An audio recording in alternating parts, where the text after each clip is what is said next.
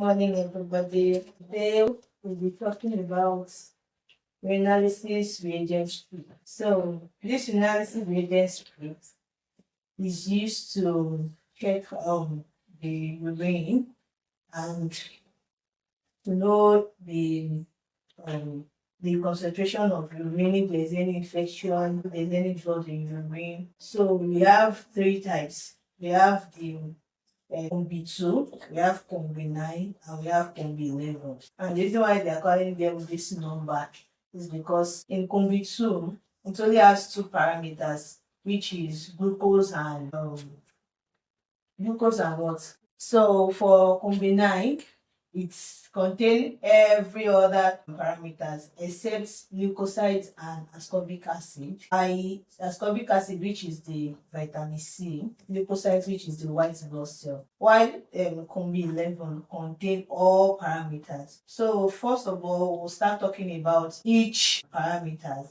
So we start from the blood. So if a urine sample is taken, when you put the test strip, which is this, I don't want to bring it up because when there's hair moisture in it, it won't give the correct answer again. So when you dip it inside the urine sample, you place it by the side here.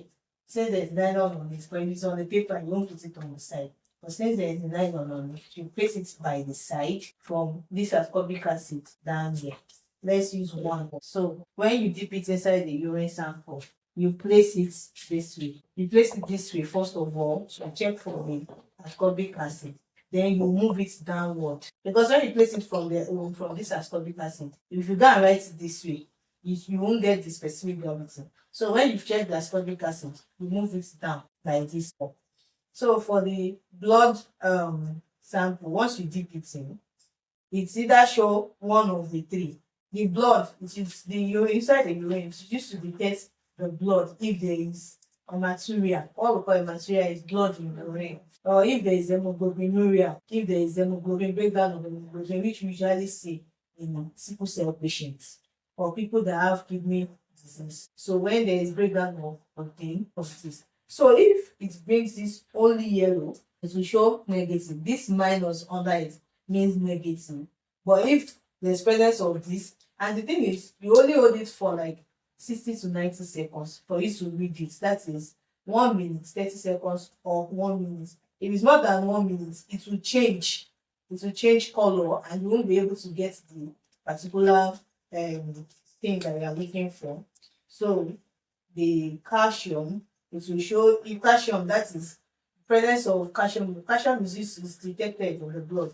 So it will show if there's calcium, this color can show in them. But if it's negative, that is the minus under it. They've even put it there 60 seconds. You can see all the 60 that is written there. That is the minutes that you have to wait for. For this leukocyte, you can wait at least 2 minutes. That's 120 seconds. The others are 60 seconds. So the next one is urobilinogen. This one is when somebody is having liver dysfunction. That's when you can see this one. Then you'll be able to get it. Or if there is hemolytic disease, maybe in people with severe malaria, that they will see urine in their blood in their urine. People with sickle cell disease, they are the one you will see this urobilinogen in them.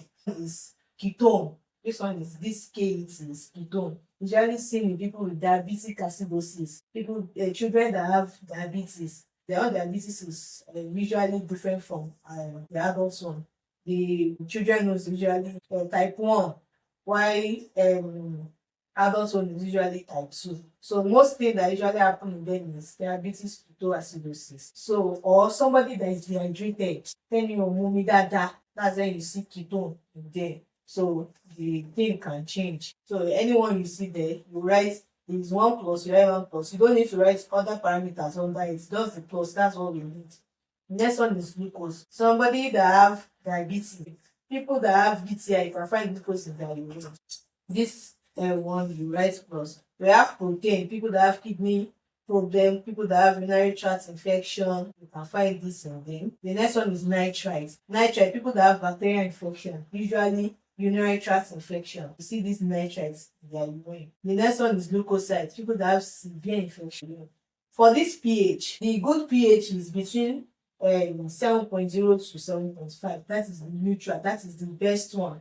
It shows the concentration of the urine. If person is having like 5 or 6 or 8, God forbid, the person cannot even have 8 pH urine. That person is not even living around there.